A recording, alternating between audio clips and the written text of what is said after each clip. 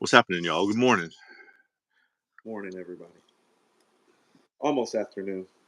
Yeah, I guess it's getting to that place, isn't it? It is. That's a cool North Face shirt. That's I don't know, found it at Salvation Army or Goodwill or something like that. It looks like one of the old school joints, but it looks like, it's so old it's retro now. Yeah, it makes me happy. It's a really bright color too, so it's. Yeah. No, it's worth digging the North Face shirt. I found a one actually that was like from the original shop in Berkeley that still says like Berkeley's address on the back of it and stuff. Oh, wow. That's like worn, that's beat to shit. But um, yeah, I'm Yeah. uh, I'm definitely a thrift store connoisseur. I, um, I thrift too. we Yeah. definitely big fan of wearing $200 jeans that I buy for $5. That's high up on my list of favorite things. Well, you're a husband, got 3 kids. $200 jeans really aren't in the program now, are They are not, not unless I get them at a thrift store. Nope. they? They're not part of my program anymore either. I think my Yeah. days of jeans like that are done just because I don't care anymore. Mm. I don't have anybody to impress. Nope. I don't either. But I get some of them because they're comfortable, right? Not. Hey guys, good morning. We're talking about thrift stores so far. We'll get Yeah, into the game I, and big hit shortly, I'm sure. I care more about my comfort than anything else. That's part of the reason why if the show is before like 2 o'clock, I'm probably gonna be in my robe. I'm not getting dressed to go in my basement. Yeah. I'm Like sitting. For fuck's sake, like yeah, like. it was funny, like I think, we went back to doing according to hip hop on Mondays at noon. Mm-hmm.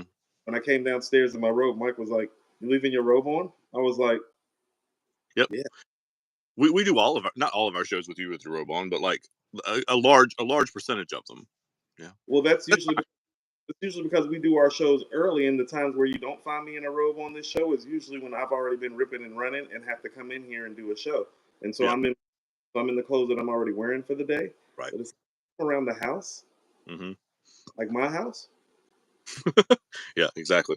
Now, um, well, this is dressed, right? I mean, this is dressed because I've I've been to the library with my girls and dropped them off with their mom to go to gymnastics and so forth and so on. So, um, I mean, I do have sweatpants on. You can't see that part, but Right.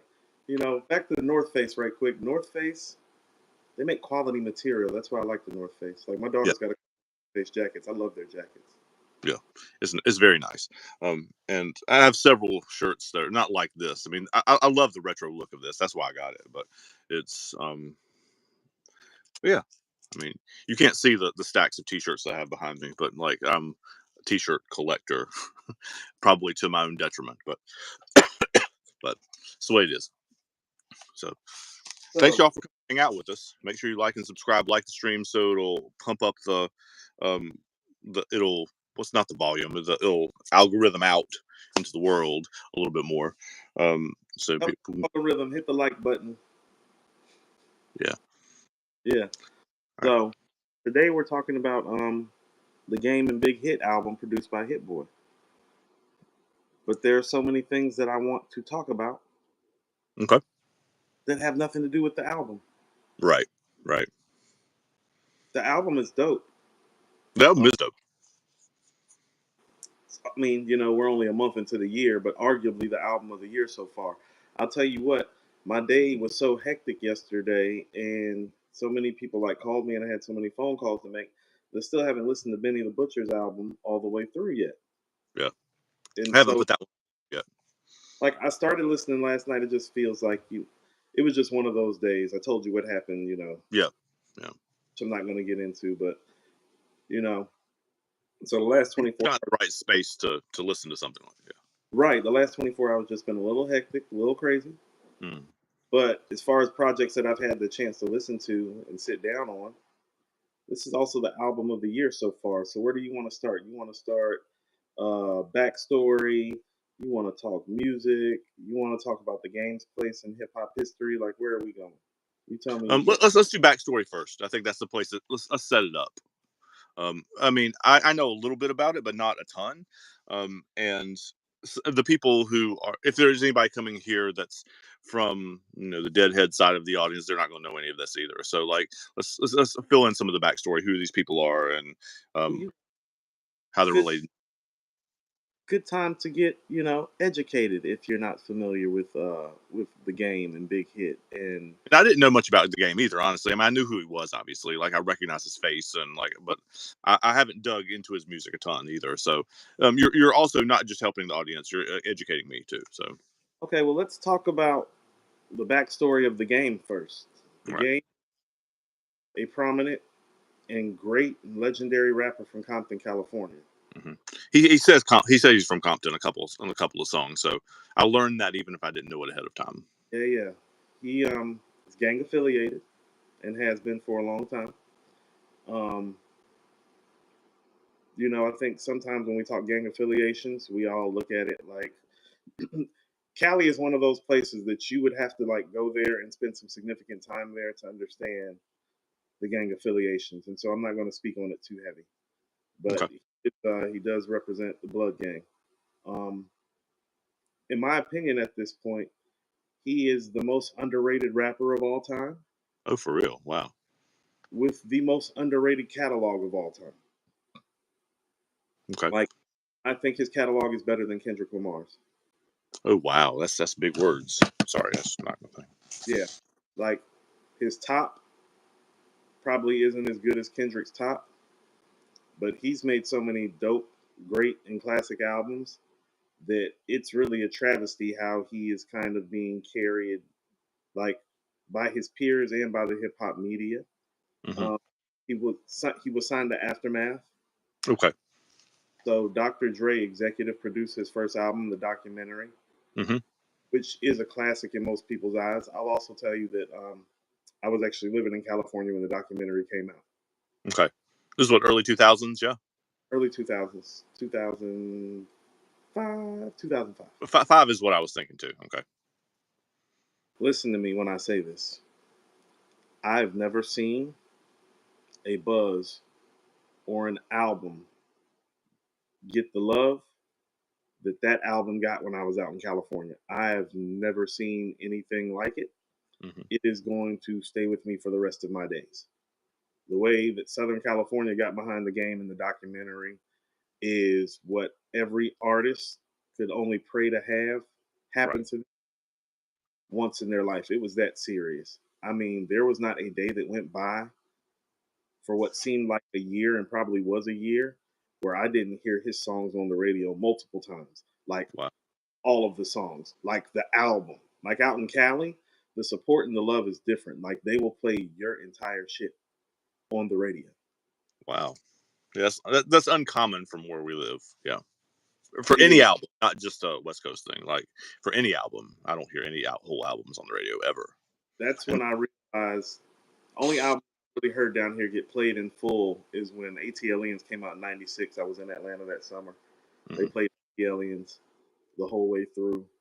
I believe it and was that, great. that's explicitly shouting out Atlanta. I mean, Outcast albums do, but that one, even in the title, is like Yeah, explicitly shouting. yeah. Unique unto Atlanta, even in its moniker. Um, and so the game, I mean, and the documentary sold 5 million records. Wow. So it's not like it was just some dope record that just went gold, just went platinum. No, it went platinum Wow. multiple worldwide. So big selling album. You familiar with the song "Hate It or Love It" with 50 That Cent? seems familiar, but like I'm not pulling the song to my head. Okay. Um, "Hate It or Love It." TJ, I'm not sure. I would have to check up on that and find out and hit up my Cali people. I would like to think that they still do because Game has probably repped Cali and repped the West Coast harder than anybody has the last 15, 20 years. Anybody. Like a lot of these guys are from the West Coast. They don't shout out the West Coast the way Game does. He loves his coast. He loves Cali. He loves his hood. You know what I'm saying? In a good way, in a positive way. Um, the documentary, in most people's eyes, is his best album, but he was Okay. still a novice as a rapper. You know, like Eminem's on that album, 50 Cent's on that album, and they are clearly superior MCs to him at the time.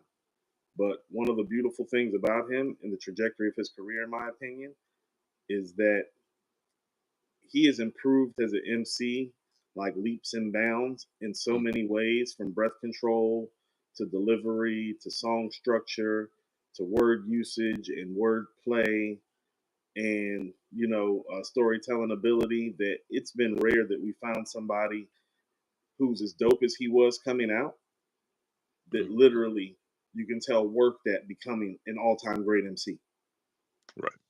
Um, his No, no, second, his bars on this record right here are very good. Like, are there? yeah, he's phenomenal, and you have to understand, like, this isn't, when we talk about rappers not losing their voice, and we Hmm. reference, a Nas, Yeah. a a Black Thought, Right. he belongs in that same category. I mean, I've been listening to him for almost 20 years now. He sounds the exact same as he did 20 years ago vocally, and which is no small feat for an artist. Your voice is your instrument, and so on this album, he sounds remarkably the same in a good way. Okay. Um, he has been always been a feature heavy artist in the minds of many, but truthfully, I think a lot of his best records are solo missions. Okay. His second album, first of all, due to business politics and the falling out that he had with 50 Cent, nobody helped him with his second album. He put it together himself. I think The Doctor's Advocate may not be better than the documentary, but it's just as good, and it's a more triumphant piece of work because usually when you remove Dr. Dre from the equation, Yeah. the album is going to suffer. He came back as a young man at, I believe he was 27 years old at the time, Right. and made arguably another classic album without any help from Dr. Dre and without any major label push. Kanye West had a record on that album uh, called Wouldn't Get Far. Scott Storch had a record on there. Um, there's a Just Blaze record with Nas on there. There's a Busta Rhymes record on there. That's deep. Yeah. Yeah, so, and he put that album together himself. Um, he put out another album, Jesus Piece, that I think is a classic. That's Um, three. yeah, so I think he has three. And he has a lot of good projects, like LAX is a great project. It's not a classic. He's got Common on there. Ray from the Wu Tang is on there. There's another Nas record. There's actually the end of the album on LAX ends with one of my favorite rap songs. It's called Letter to the King. It's The Game and Nas paying homage to Dr. Martin Luther King. Wow. Cool. Yeah, it's one of my favorite rap songs. Like, it's one of those songs that you should listen to Letter to the King. I'm making a note of it. Yeah, it's one of the more beautiful and insightful rap records that you'll find, like, just period. And it's also one of those moments where I realize that Game is a great MC because when he's rapping with Nas on their first record they did together, Why You Hate the Game, Hmm. you can see him coming into form as a great MC. When he's rapping with Nas on LAX, he's not coming into form. He's in form and he's right there. He's right there. It's not like a student pupil type of song. It is a peer to peer type of record. With Nas, it's a hard thing to do, right? That's there's not like get on that level. Not when we're talking content and subject matter wise. Right. Like, the guys that can rap with him usually don't have his content. And so Right. when I Game come with the content that matched the style and the flow and the delivery and the voice, and it all came together. And Hmm. at this stage in the game, every time that somebody's talking about somebody's catalog, he never gets mentioned. When somebody is talking about who's the best MCs of such and such era, he never gets mentioned. And I think it's a travesty. And if this is your first time getting acquainted with Game, I would urge you to go listen to the documentary and Okay. Dr. in Jesus Piece. He's got a song with Rick Ross and 2 Chainz called Ali Boumaye, like after the Ali Boumaye. Yeah. And that's probably my favorite posse cut record of the last 15 years. Wow. It's one of the best beats of all time. And it's funny, the gentleman who made the beat is this guy called Black Metaphor. Black Metaphor actually lives down here in Atlanta and knows a mutual friend of mine, and me and him have actually hung out a couple times. And when we get back in studio, I'm going to bring him in to interview him. So I actually know who made the beat, which is kind of ironic. That's Just, cool. but that's also how Atlanta works sometimes. Like me and him were talking at a bonfire one night, and he's like, "Yeah, I heard your Coop from recording the hip hop and da da da da da da da."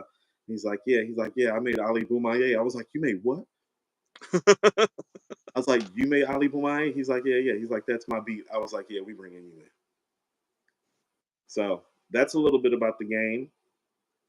On the other side of it, and obviously the more endearing story is the fact that once Hit Boy, it's kind of funny. I think the Hit Boy and Nas run was strategically planned to come to an end kind of around the time when Hit Boy's dad was getting out of prison. Sure seems like it. Yeah, because it's like as soon as their run was done, it's like his dad is home. Hit Boy is from Fontana in California, Right. which is Riverside, which is about an hour west of LA. Okay. Hour 15 west of LA. When I lived in Cali, some of my travels, I lived in Corona. So Corona and Fontana are almost right next to each other. Okay. But Hit Boy's family is originally from Pasadena. And I think all of this is funny because the thing that made me move to Cali is that I went on vacation in Pasadena. Mm. And I was like, oh man, I could live here. Matter of fact, I think I want to live here. Yeah. So his family's from Pasadena originally, but he's from Fontana. Now, there's a 15-year age gap between him and his dad. But his dad's been locked up for a decade, Andrew. So literally, right when Hit Boy was like becoming super famous or just gotten to be super big, Mm-hmm. Dad was in prison. His dad is also a gang member. I'm not sure if he's a renounced gang member, but like, yeah. But Mm-hmm. he's been a gang member. It's part of California culture, especially in the Black, Latin, Hispanic, Mexican, Filipino communities. Okay. Like, I think too often when people talk about gang culture in Cali, it becomes skewed as a black thing. Mm. Totally not a black thing. Probably seen more Hispanics and Latinos throwing up gang signs when I was out there, actually, like Okay. throwing up gang signs and Right. actual and witnessing some gang fights and some, quite frankly, some some trying and unsettling moments I witnessed. Yes. Yeah.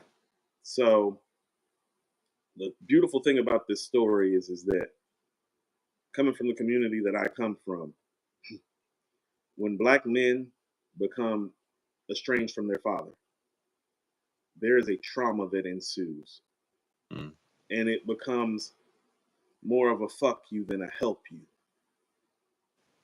And the beautiful thing about this is the way that Hit Boy, who's this Grammy Award winning producer Mm-hmm. with the Diamond Plaque and, a 6 album run with the greatest MC of all time, and songs with Kanye West and Jay-Z, and ASAP Rocky, and Kendrick Lamar, like you name it. Backseat Freestyle off Good Kid, Mad City is Hit Boy's beat.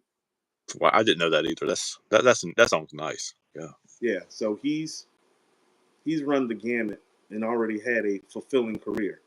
Mm-hmm. To watch this man take his father back in, and not only take him in, but take him around, Andrew, and essentially hand him the keys to a new career and a new life. Yeah. It's astounding. It's something that you very, very rarely see in this community. And here's one of the things that people have to understand why hip hop is such a beautiful thing. Well, if he's in the corporate business world, he can't do that for his father. That's right. Like if he works for Merrill Lynch or Goldman Sachs, Merrill Lynch is not hiring. Like he's not. They're not it's not hiring somebody to spend. doing it because not because of not because of the prison thing, but because like I couldn't just like walk into my place of employment and say hire my dad. Like I can't do that. Right. Andrew, I can't do that right now. Right. Like That's what I'm saying. my dad actually called me yesterday. He went to a doctor's appointment, was around the corner from my job, and I was thinking like, we're not even open. I can't even have him pull up right now. Like he couldn't even pulled up. You know what I'm saying? Like he could have came in and said, hey, but it's like he couldn't have stayed and like sat down and hung out with me for a minute and all that. Yeah. And so you're seeing some of the beautiful things about the freedom that hip hop provides the black community. That is really cool. Yeah. The fact that, and this is what I'm saying, like, oh no, he's not the only guy walking around who's had a father that's been incarcerated in this hip hop space. Okay. But he's the first guy that I see give a damn enough about it and about his dad's situation. Then he literally has been executive producing his dad's stuff. You know what I'm saying? His like all the videos that you've seen the last 2-3 months, it's him with his dad constantly. His Right. dad is his dad will be in his living room doing his old prison workout, like his cell workout. Hmm. Like, no, there are videos of him doing that and like rapping. And it's like it's just it's not twisted. It's beautifully twisted. You know what I'm saying? Because he really is embracing everything about his dad, good and bad. He's not castigating his dad. It's like, oh no, you can't do that, pops. You know what I'm saying? Right. There's none of going on. Like he's letting his dad be his dad, and they're going on a wonderful ride together. Like they just made the Los Angeles Times. Wow. I think I saw that. Yeah, Right. Yeah. they, But like, they are selling music literally out of the trunk of like an old school 6'4" that's tricked out, like in Cali. You know what I mean? yeah. Like his dad's kind of like got a lot of old school aesthetics to him. He's been Yeah. locked up 10 years. It came through in the music too. Yeah. Yeah, like his flow is a little dated. His dress code's a little dated. The way that he speaks, it's a little dated, but it works because it's authentic. And son is letting dad be dad, Yeah.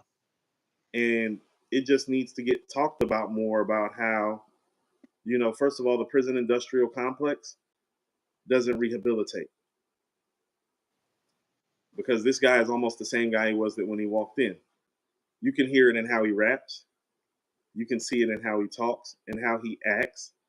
And so, what we're witnessing his son, Hit Boy, do, this is the rehabilitation. Right. And Yeah. we're watching the rehabilitation of this black man right before our very eyes. Mhm. And it's positive, and it needs to be talked about by specifically the black community and the black media. Like, I Yeah. don't care if Stone doesn't pick it up or if GQ and Pitchfork don't pick it up. Like, the black community needs to be picking this up and looking at this and saying, hip hop did that. Hit Boy Yeah. did that. This is a beautiful father son story. It's not a typical one, No. but a beautiful From which. one. And our relationships, and it's still an issue in this community to this day, our relationships are so estranged from our fathers in this Mm, community, still to this day. I did not meet my father until I was 19 years old. Now, when me and him sit down, we sit down and chop it up, and you would think that I've been there the whole time. But it took time to even build that relationship. right. And so, Hit Boy taking the time to build this relationship with his father, like, he doesn't have to do this. Like, I'm going to say this again. He's a Grammy Award winning producer Yeah. with a. His father just got out of prison. He could literally slide Pop some money and tell Pops to disappear. You feel me? Yep. Be like, here's 50 grand. Go get your life restarted. Get out my face. You know? Hmm. They're literally everywhere together. Yeah. And his son, Hit Boy's son, is in tow. And so you're getting to watch 3 generations Hmm. of black Yeah. men together in the public view. And it's just not something that we often get to see. Hmm. Yeah. So one of the things that I'm noticing, I mean, there's several things I noticed as you were talking, but one of the things they talk about when people get out of prison is that the recidivism rate is really, really high because they don't have a support structure when they get out. They're just going back and they go back to the same friends and the same family and the same people and the same whatever. Because that's all. Not. I'm not even saying that's all they know, but like that's all they have, right? I mean, that's all there is, and You can know a lot and still have very little when you get out. right. Like, you can go into prison and get college educated. Yep. But I mean, a felony for me, is literally designed to keep people from color from having a viable life once they get out of Right. society. That's what I'm saying. Like, can't. There's nothing else you can do when you get. I mean, there is, but like, it's a severely restricted list, right? We can't vote. You can't get financial aid. You can't get a passport. So it literally limits your positive options. First of all, if you can't vote, that means you can't contribute to the process of improving the community through the voting process, which is why the voting process was created, to let the people speak. And so when you disenfranchise and incarcerate the Black and Hispanic Latino community and the indigenous community, well, you're removing their votes. And so, quite frankly, all the old white men getting into office and back into office again and again, oh no, that's in relationship to the prison industrial complex and the relationship of the demographics and the relationship of when these people get out feeling hopeless because they can't participate in democracy. Right. You can't participate in democracy if you have a felony. Yeah. People tell you that they want you to rehabilitate and improve yourself. If you don't get your education while you're inside, you can't come outside and get one Mhm. because you're not eligible for financial aid once you have a felony. You're not eligible. Where are you going to go get the money to go to school from then? You just got out of jail. You just got out. While you're trying to feed yourself, while you're trying to, you're working a job, you're doing something, right? Yeah. Reconnect with your family, assimilate yourself back into society, and oh yeah, you can go to school. Just gonna have to pay about 100, 200 grand out your pocket. No big deal. Which means you can't, right? I mean, which is what you just said. You can't leave this country, Andrew. Yeah. So you can participate in democracy, but they won't let you leave here either. Literally stuck here. And I've said this so many times. Traveling outside of this country for me changed my life more than any experience short of having my daughter as a black man. It is literally next to having my daughter the most experience that I have to offer because it changed the way that I felt. It changed the way that I thought. It changed the way that I looked at things. It changed the way that I understood that people looked at me inside and outside of this country. Traveling is a game changer. Democracy and voting is a game changer. Right. Financial aid, game changer. So it takes the game changing nature of your life away from you. You're stuck. You're stuck. Yeah. And it's hard to get unstuck once you've been stuck. Yeah. And so find yourself back in the same environment that got you in trouble, Right. around the same type of people that got you in trouble. And it's even worse now because now the options have been taken away from you for improvement. Right. It's It becomes literally, what else are you going to do thing. Yeah. And but what Hit Boy has done now is given his dad other options, right? He's opened those doors, right? And he's given him another way to be in the world, right? And he's protecting him in some ways, right? The from those doors being closed in his face. yes. And how about this? Those bad environments and those nefarious people Hmm. are still there, especially in Cali. You have easy access to it. So also what he's doing, this is what I mean. This is the rehabilitation process. This is Right. like, oh no, you're not going back out into the streets. You're going into the studio with me. Yeah. This is the family business now. You're You gonna can spend stay in the house. You can. Yeah. Sure. you're gonna spend time with your grandson. Like this is what we're doing now. We're not going back out there. When we go Right. back out there, you know what we're going back out there to do? To sell this music out the trunk independently, which is what they've been doing. Yeah. You see how it's a total game changer that needs to be talked about? It's like, Independent business. yeah, Big Hit's not waking up and having to go down the same corners that got him in trouble. He's You don't have waking to up, walk past the people. Yeah. Sure. he's waking up in his son's house with his grandson around and going to the studio and recording music. Now, the music and the rhetoric,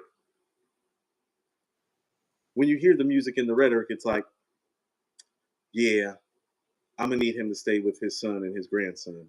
Yeah. That was So, definitely too. so these things he's talking about don't occur for him again. Yeah. Yeah, because it's Just still, they become a I'm telling a story about my past life or things that I have seen, and as opposed to things that are future tense, right? well, he has a lot of authenticity that a lot of people out here don't have. Like he's not the Yeah, best. that's that. One of my notes was this might be the hardest thing I've heard in a long, long time. Like it's, man. But he just spent 10 years in prison. What did you No, think? I'm not mad at it at all. Yeah, It's just, but it's something, man. his talk is startling. But here's the thing about it: it's not startling to those of us who know. Right. It's real, right? It's about as real as it gets. And that's what I mean in all music, really, but especially from what you've explained to me in the hip hop community. Um, Authenticity is one of the most important pieces of it, and you can get away with a lot, saying a lot, doing a lot, whatever, as long as people believe that it's true, like it's a Like genuine thing. the game doesn't talk about it really anymore. It's been a while since he talked about it. Speaking of which, the game has a couple more great albums. The documentary 2 and 2.5, which is a double album. Those Hmm. are great as well. That's what I mean. He has like a slew of great albums. I'll have Um, to get it. Like I haven't dug into his discography at all, so I'll have to spend you some time. should. I'll text you the albums that I think that you should listen to from All him. right, cool. Good. But he makes great music. But the game was shot 5 times. Watching a dope house, he was set up by his own friends. Man. Yeah, this is before the record deal. He was like got shot 5 times, like at the age of like 20, 21, something like that. Hmm. Watching a dope house, I believe in Compton, set up by his own people. Like these stories are real. Like he didn't make that story up. He talks about it. He's got a song with Lil Wayne that actually like he explains what happens. Hmm. Like he talks about getting shot, but like on the documentary 2.5, there's a song with Wayne. I can't remember the name. I think it's called "I Want to Know." Wayne does the hook, but he literally breaks down the night that he got shot, like Hmm. and everything that led up to it, and what happened, and what he was doing when they came in and shot him, and like all that. And so it's Wow. very, you know, like Mm. so these two guys. Oh, it doesn't get too much more authentic in terms of quote unquote keeping it real. Yeah. Almost real to a fault because it's almost like Yeah. if you're, That's become kind of a joke almost. Like, I mean, yeah, not a joke, but you know what I mean. Like, it's become like a keeping it real. Like, it's they use it for the Real World on MTV. Chappelle had a skit about it. Like, I mean, they have like it had become like a cultural meme almost, right? And but it's also like the genuine meaning of it is important. yeah. So the authenticity is there. The game sounds stellar on this album, and It does. Hit Boy has a producer, and I believe you said this, and I believe he reposted it. Has a producer, he's in a special space, Andrew. He can do anything. I was like, this doesn't sound like Nas's project. It doesn't sound like any of that stuff. It's just it is what you told me, and you're right. What I said is that it feels like he can do anything right now, and it's like he's doing what producers are supposed to do, right? Which is match the beats to the like he's making music backbeats whatever for the artist and where they are and what they need, right? And not trying to guide the artist to what he is good at. I'm using that. I mean, he's good at everything, but like he's not trying to guide them into his lane, right? He's saying, "What do you need?" Oh, okay, and then here it is. Yes, I mean, I'm not saying he's going to go down as the best producer of all time because I just feel like some guys have done too much. Dr. Right. Dre, DJ Premier, RZA, Q-Tip. Yeah, E- Dre's got what almost 35 or 40 years worth. I mean, like he's got a while to catch that. Even Kanye. Yeah. But I think we are watching arguably the most versatile hip hop producer of all time Mm. right now show that he's the most versatile hip hop producer of all time. Like you can't tell like if if Big Hit and Game were just to drop this album, you wouldn't know that Hit Boy did the beats. Hmm. When you listen to some of these Nas projects, it sounds like 3 or 4, 5, 6 different guys are doing Yeah. the beat. The versatility is astounding. He's got a song with Jennifer Lopez out right now. I heard that. Yeah. He did an album with Music Soul Child last year. He just got done doing half the records on Benny's album. He produced a whole album for Benny right after the first Nas project. People look at like the Nas and Hit Run. He did a whole album for Benny after the first Nas project. So I mean, it's not part of the run, but it's part of the same timeline anyway. It's part of his run. Yeah, exactly. So he's essentially done 2 albums for Benny, 6 albums for Nas, an album for Music Soul Child, a song for J Lo. There have been a couple of lesser known artists that he's done stuff for too, like his Surf Cub people, Dom Kennedy. He's done stuff for Nipsey, God rest his soul, and all of it sounds different. Like this is the guy that made Niggas in Paris. Dun, dun, dun, dun, dun, dun, dun, dun, dun. Like that doesn't even sound like his style anymore. Mm-hmm. Like that was his moniker and his signature. It's like that's not even his signature anymore because he does so many things beat wise. But the main thing that he does is what I spoke to. It's like the job of a producer is to bring out the best in the artist through the production. And he's doing a good a job of that as anybody that I can recall, because this is what I mean. This is like, well, DJ Premier worked mostly for his prime and his peak stuff, his Gangstar stuff, and traditional East Coast artists. You know what I mean? Nas, Big, Jay. You know what I'm saying? Yeah. All of RZA's classic stuff is all Wu-Tang stuff. All of Dre's stuff that's classic, outside of Get Rich or Die Trying, it's all West Coast. Doggy Style's West Coast. The Chronic 2001. Straight Outta Compton, Niggas for Life. The DOC's no one can do it better. DOC is from Texas, so it's like and Eminem's too. I mean, you would put him as part of. Yeah. I don't know. You can argue about those being classic or not, but like that's part of his history too. How about this? When it comes to Eminem, that stuff that he did with Eminem is not the stuff that make people think he's the greatest producer of all time. Right. Stuff that has put him. I'm talking about stuff that the guys made to put them in the greatest producer of all time conversation. That makes sense. Okay, cool. And so you'll find that as great as they are, oh no, there's a lane. Like RZA has.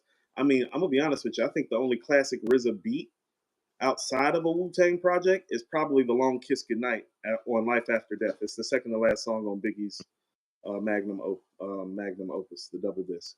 Right. And the beat isn't even one of his 25 best beats, let's say. You know what I mean?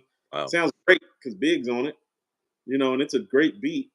But yeah, even Havoc, most of Havoc's great stuff, well, it's Mobb Deep stuff. It's Prodigy stuff. It's classic East Coast stuff. And so most of your great producers have a certain lane that they excel in. What we're finding out with Hit is that Hit excels in whatever lane that you're putting him in. It doesn't matter. It's like, oh no, he can do a gangsta-ass sounding West Coast album like this one, like Paisley Dreams, but he can also do Magic 3. Yeah. Like Opposite Coast, yeah.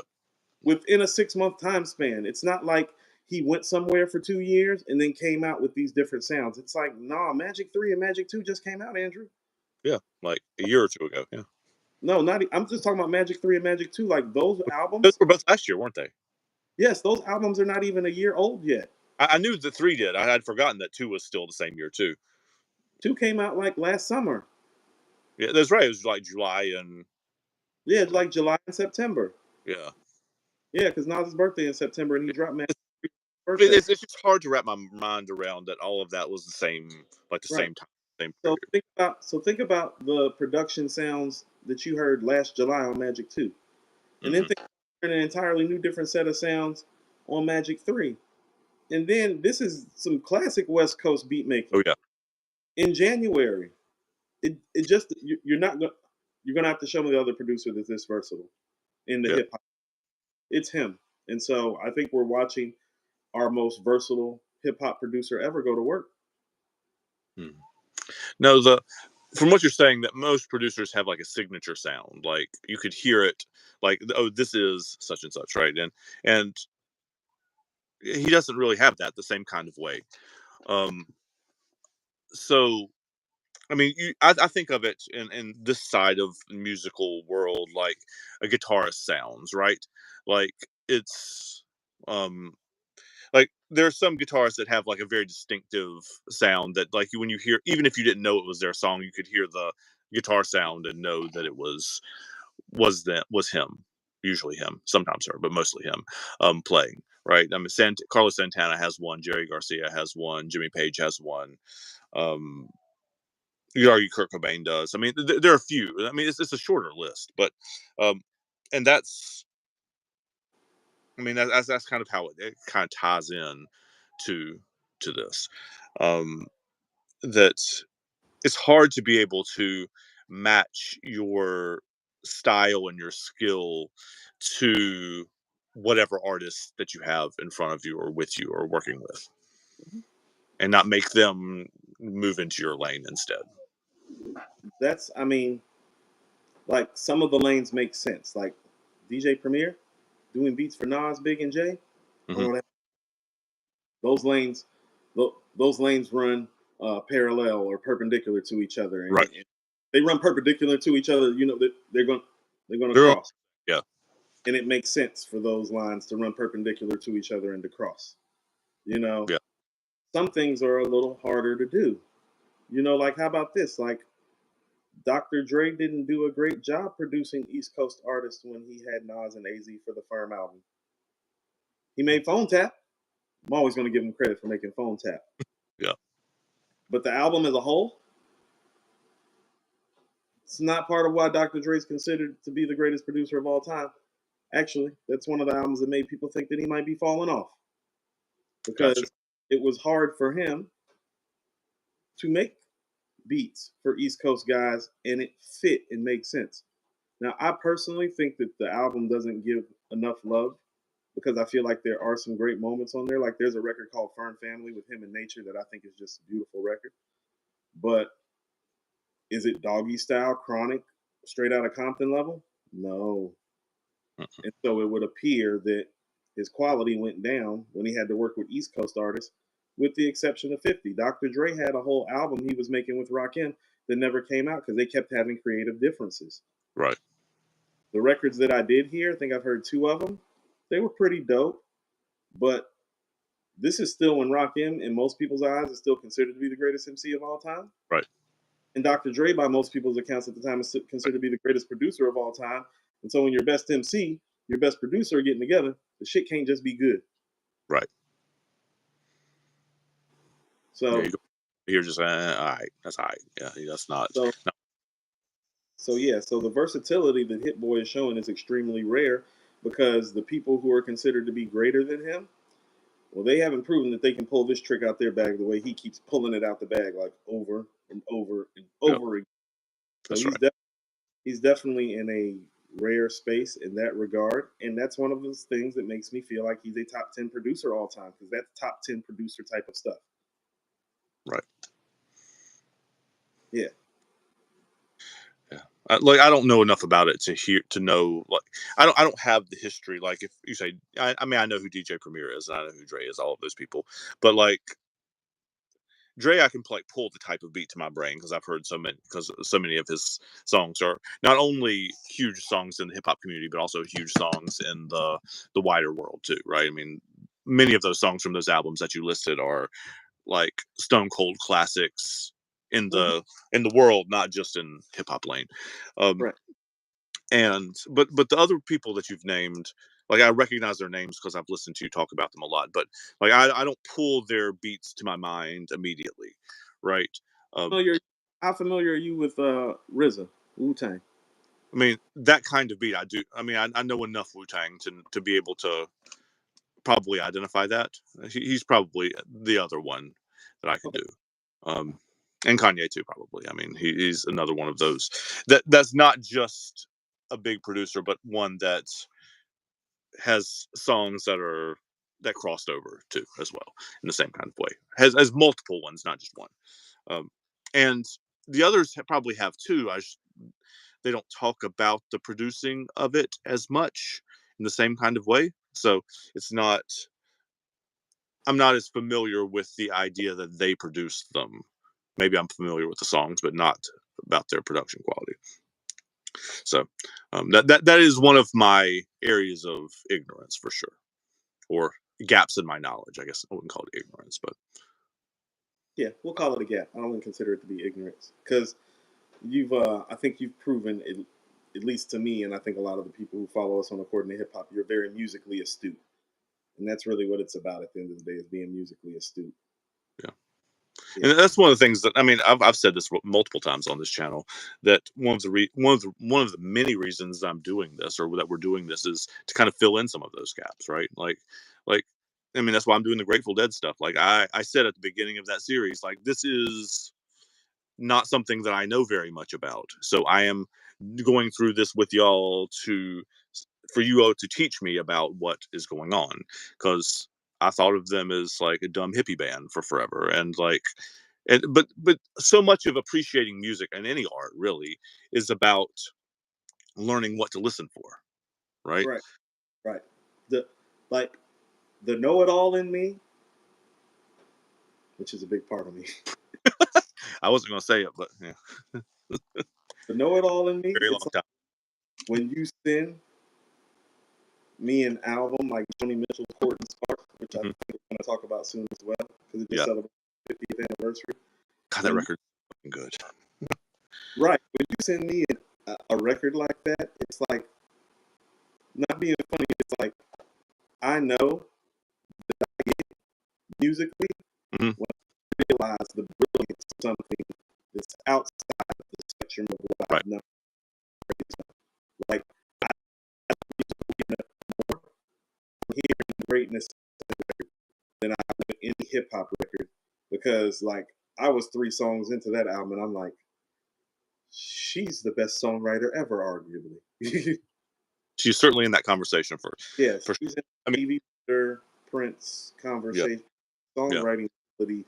Like the songwriting ability just like jumps up at you and slaps you in the yeah. face. It's very, very obvious when you listen. Yeah, yeah. You can't ignore that she is a genius of a songwriter, you know? And those are the moments where I'm like, yeah, I do know this shit. Yeah. Like, I may not know her the way that you do.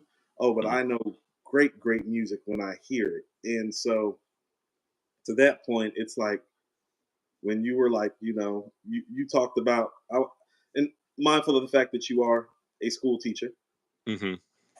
and you have certain parameters of things that you definitely should not be discussing Yeah. because of that. And I'm mindful of that too. But that's why I was like, no, no, no, no. Listen to this big hit and game record. Like, you don't have to say anything about the things that would be concerning or troubling or Yeah. problem your career for Mhm. you to hear musically. This shit's dope. Yeah. Yeah. Yeah. It is. It is. It is. Like I hear that. Like so much of this channel too, and so much of our conversations are about, for me, at least for me, I think from what you've just said for you too, is learning to trust our ears. Like that you know what you're listening to, and it's also filling in the gaps of like teaching you what to listen to, but like it's also trusting your instincts and trusting like, oh, this is really really good. Like Mhm. I listen to the the Game and Big Hit album for the first time actually. Was yesterday, maybe the day before, um, during my prep period, my playing period, while I was grading things or whatever. Kind of just like on a Chromebook speakers. It was not. It's just enough to get the sense of what was going on. It's like, okay, this is. But I texted you back and forth about it a couple times, Mhm. um, and I think that was when I said that Hit Boy can do anything Yep. because I was like, this sounds nothing like Magic 3 or nothing like it doesn't sound like any of those albums. But it's still I still recognize it as being good. And then I In the car. put it on in the car while I was going to pick up my daughter. I had to turn it off when they got in the car. But because my daughters, for those of you who don't know, are like 5 and 2, or those two are. So this is not necessarily appropriate for that Yeah. age. Um, but um, I listened to it. I was like, oh, this, and it makes sense because it's a West Coast album, but it's made for listening in the car because you can hear the pound, the bass, and even in my shitty minivan speakers, I have minivan because I have 3 kids and I have to. That's my job in life is to tote them around. Is to uh, even in those shitty speakers, it still was crunching. Like it's, I can't imagine what it would sound like, and with a car with like an actual system in it. Um, I'm sure very very good. So Quote big, to quote Big Hit, it bangs. it does. I love that song. Like I love all of the different entendres that he uses with that word. It makes me happy. It makes me smile.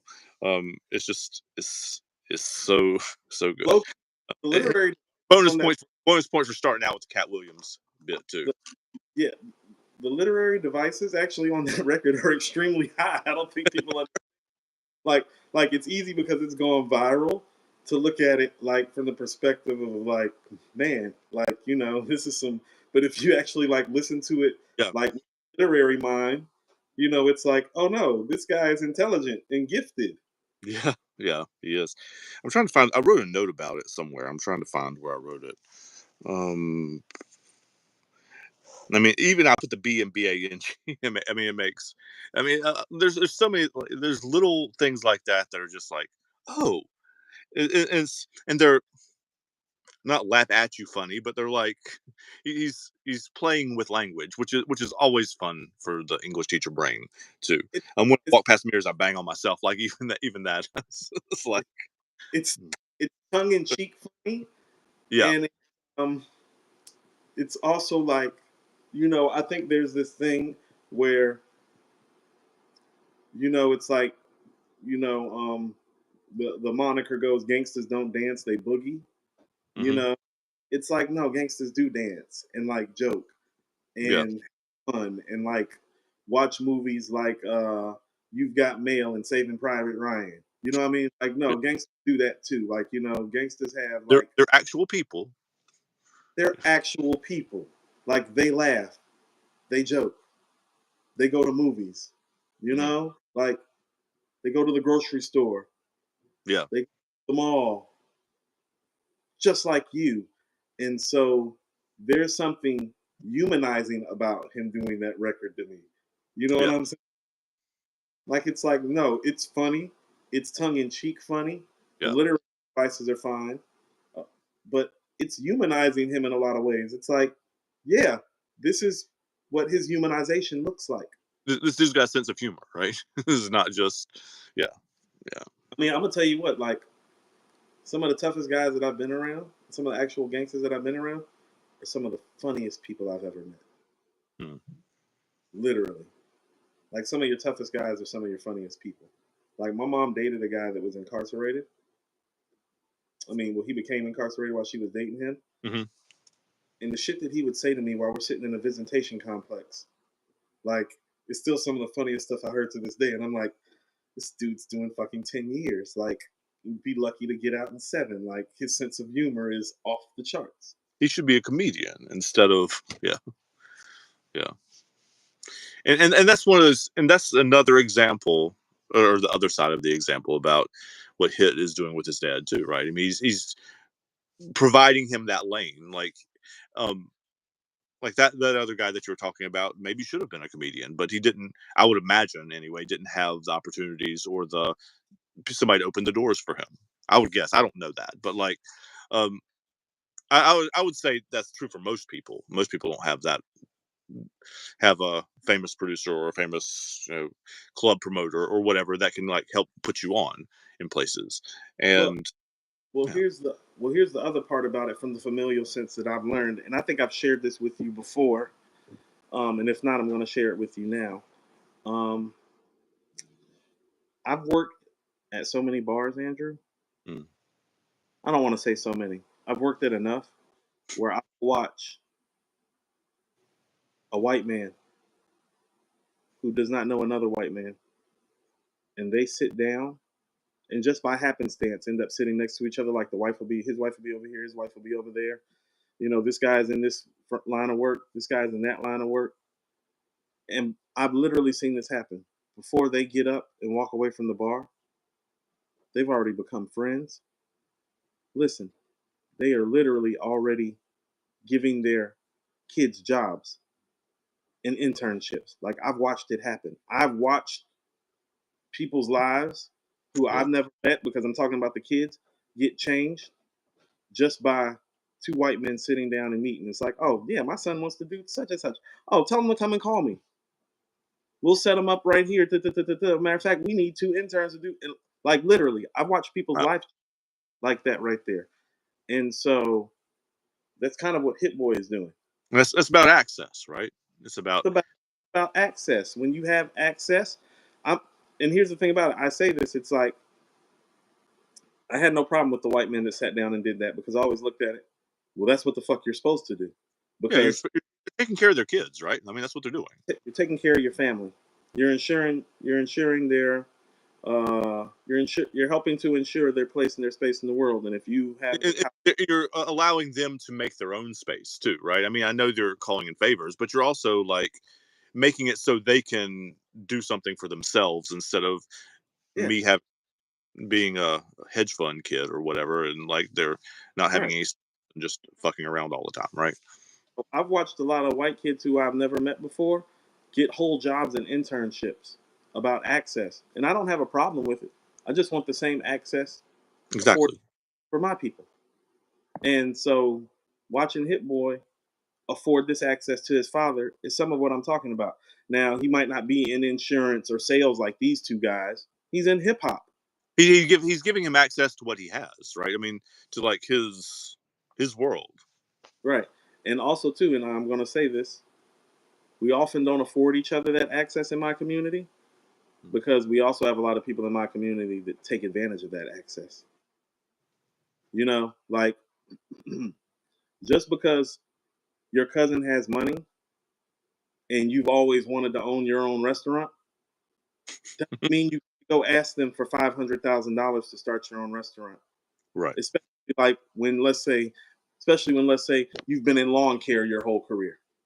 Yeah, definitely not. No, that's That just not investment. Forget the family part. It's just like that goes on in our community too, and it's like, but I would like to see more access like what Hit Boy is doing. And it's like, to that person that like wants to own a bar that's been doing lawn care, it's like, hey, why don't you submit, that cousin that's got some money, why don't you submit a business proposal about them helping to finance some marketing and some better equipment to help your operation grow, instead of just asking them, for a whole new fucking life. yeah, And or so, at very least like go be a bar or like go do the thing for a while and like show that you have both interest and skill and like you have to right, learn those skills too, right? It's not just I mean, like, you know this running a restaurant is not just about being able to cook for right. I mean, like there's thousands of other things that go into that, and you could speak to that more than I could. But like, it's as somebody that so built, many restaurants get fucked up. This is a sidebar, I know, but so many restaurants get messed up because the person opening them may be a great chef or a great cook, but not know how to do all the other stuff that goes along with the business aspects of it. I was about to say, the restaurant that I did build from scratch and Hmm. open and had ownership in, problem was not the food. Yeah, My guy, Chris, no, no, no. Chris can still probably one of the best cooks in the city. Still can make. You just tell him, like, be like, hey, make this. Okay, like mm, whatever it is. Could literally walk into that restaurant and tell him that. So much like food ain't the problem. Like food ain't the right. problem. Mm-mm. It's very rare that a place fails because the food's bad. Yeah, Hmm. My yeah. place didn't fail because the food was bad. The place was called Good Food. The food was actually really good. Hmm. Now my business partner, mm, mm, Well, I've heard plenty of stories about that. We're not going to yeah, share the story in public spaces, but like it's that I'm in a, that, I'm, that was I'm the in. situation. Oh, so can I tell you something funny right quick? This is a quick sidebar. Yeah, sure. This show is sidebars. So my former business partner, who definitely misappropriated funds, and by misappropriated funds I mean stole. Yes, I understood. She was an atheist. Mhm. She works for a church now. I found that out about 2 years ago.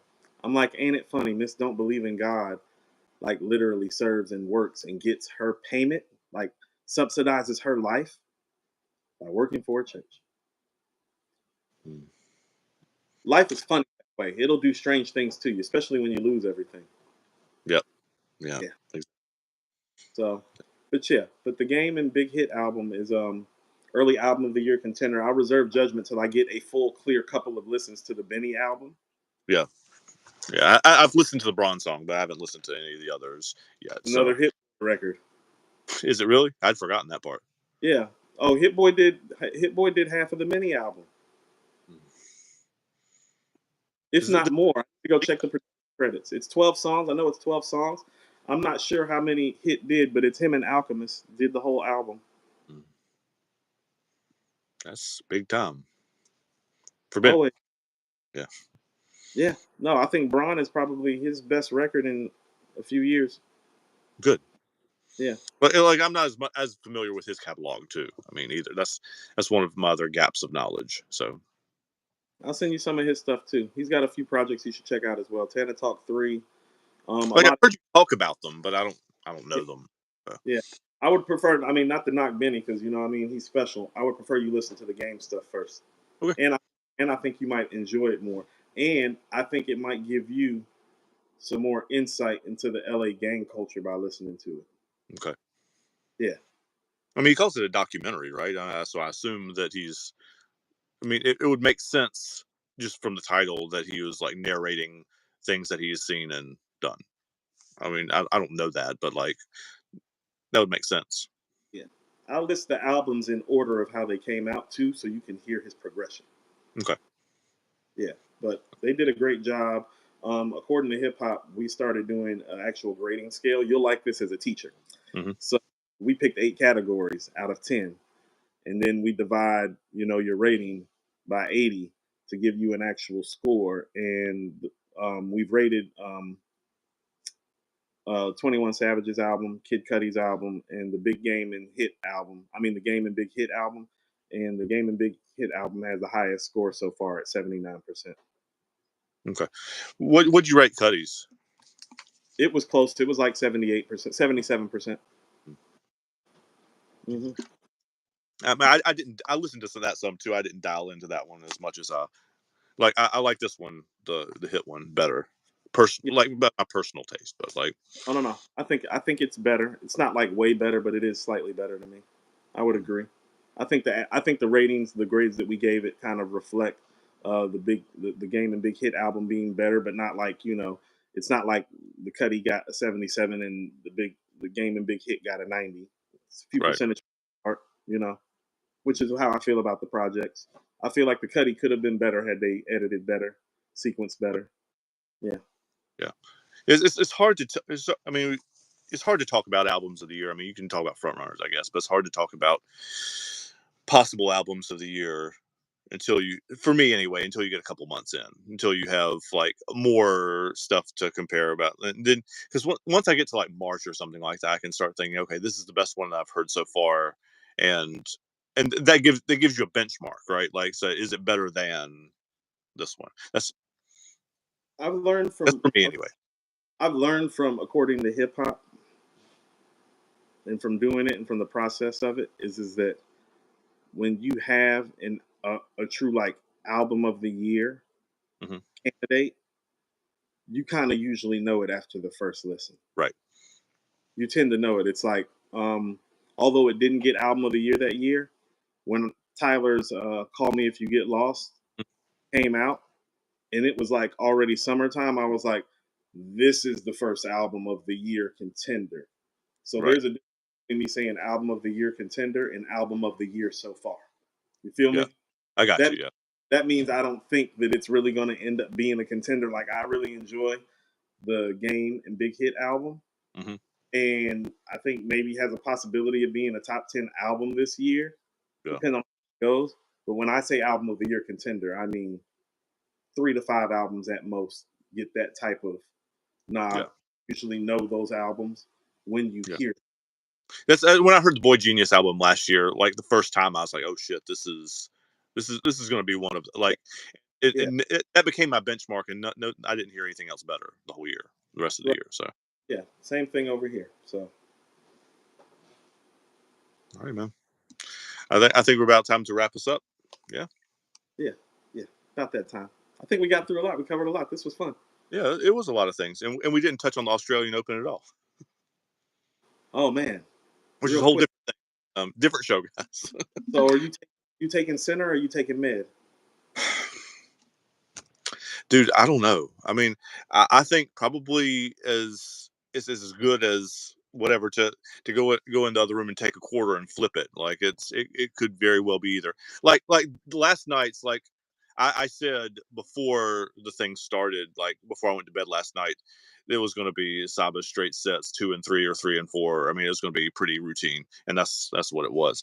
Um, I would if you forced me to pick, I would say center four probably, Okay. but but there's any of those versions. I don't think it'll be straight sets. But other than that, I don't. It, med I'm five, center five, med like I think any of those things are reasonable predictions. I'm leaning towards mid, and I'm going to tell you why. Mm, This is his first time not having to play Djokovic or Nadal in a final. yeah, He's been so unfortunate. He's played in 5 finals, and every time he's gotten there, it's been one of like those guys. I mean, I think it's pretty safe to say in most people's mind, depending no matter which order you have them in, those are the 1 and 2 greatest tennis players ever at this point, Yeah, correct? yeah. Every time that he's had to try to win a major, it's either been Let's the be one greatest of them. player of all time or the second greatest player of all time. Yeah, And there is something to be said because if I'm not mistaken, it was 2 sets up on Rafa in Australia. Um, Kept Novak from the actual Grand Slam with his own major yeah. win. And those other losses to those guys, I believe, were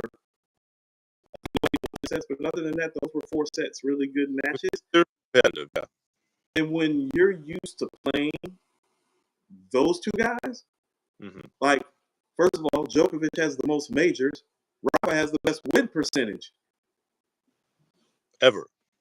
ever. Like, Rafa doesn't lose finals unless it is the Federer Yeah. or Djokovic. We Pretty looked up. We actually looked up last night because I was curious. This is only the fourth final in a Grand Slam since 2005 that doesn't have at least one of those three Federer, Nadal, Djokovic playing in it.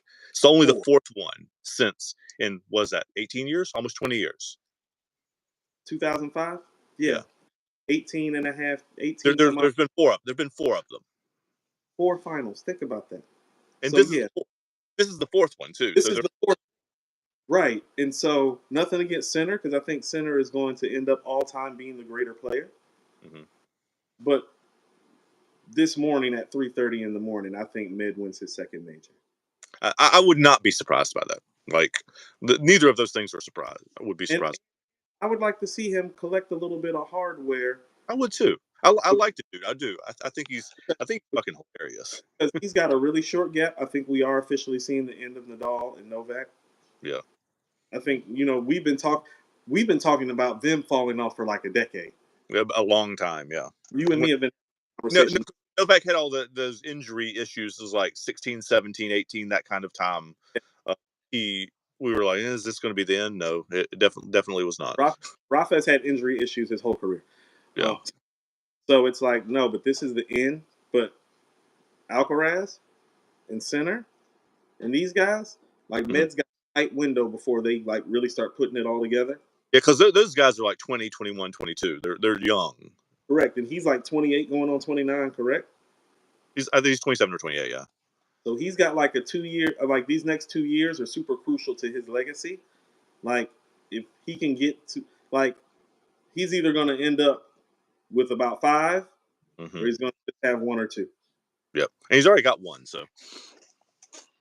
Yeah. So we'll, so yeah.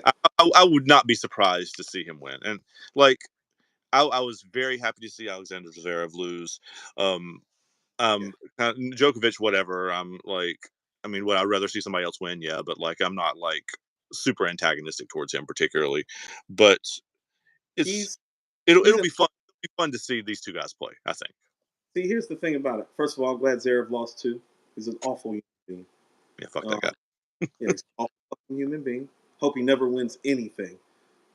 Seriously, hope he Mhm. never wins anything.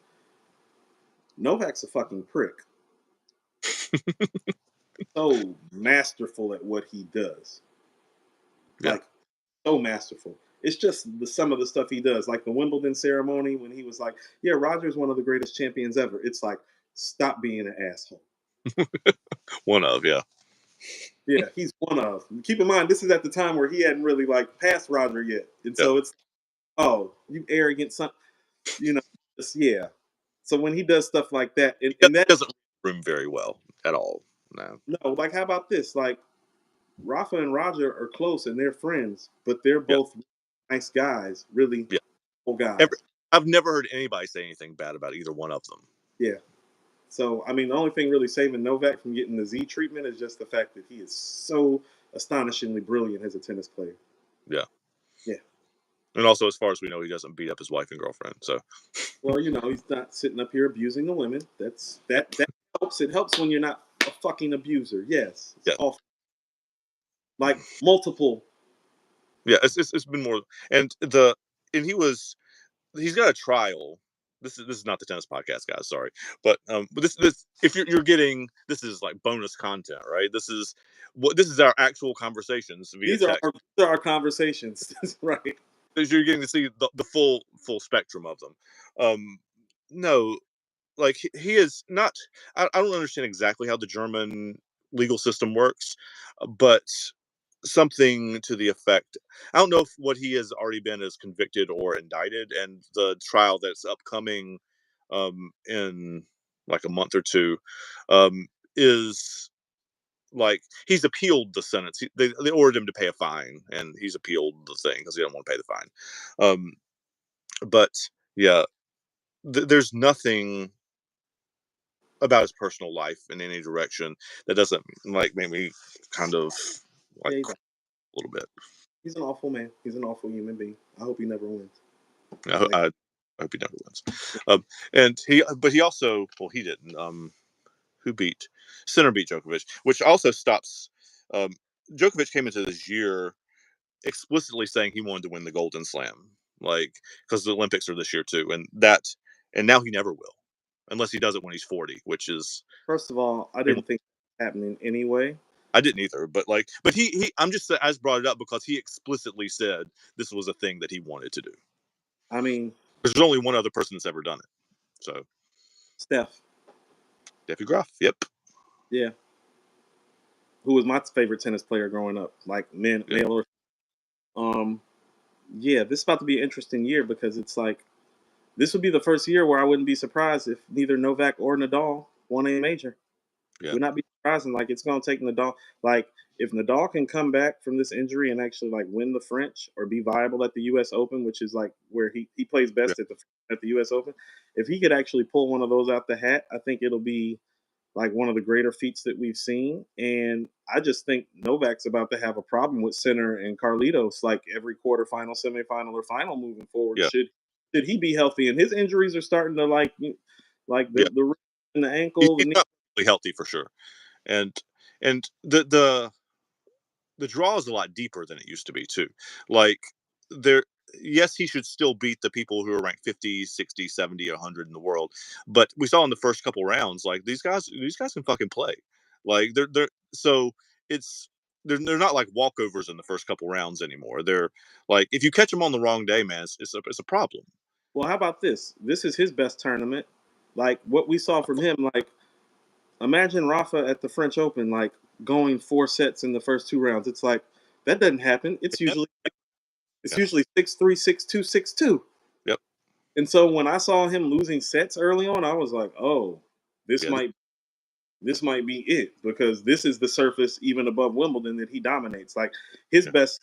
It's kind of funny. Him and Nadal are funny. It's just like Nadal's the best at the second and the fourth major.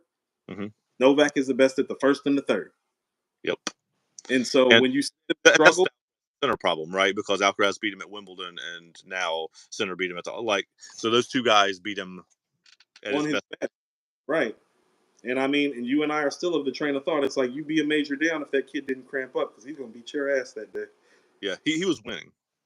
Yeah, he was gonna beat his ass that day. Like it was gonna be. it was going to be very akin to what Nadal used to do with him on clay, but until he became a great clay player. That's exactly how that match was looking to me. It's like, oh yeah, it's like you might win a tiebreak and lose the other three. Yeah. Pretty handy. Yeah. So, all right, got to get out of here. Great Yep. tennis talk. This is what our Thanks really guys for hanging out. Thanks for hanging out for the hip hop talk, and thanks for hanging out for the sociological talk, and thanks for hanging out for the tennis talk too. We got, again, we're getting the wide variety of what it's Coop and I talk about just via text, like pretty nonstop. So a great variety text. This is more like about how we talk when we text throughout the week behind the scenes. exactly. Yeah. So yeah, Yeah. Like, did you see? Yeah, sure. Yeah. yeah. All right. Man, cool. See you. Take All right. care. Have a good rest of your day.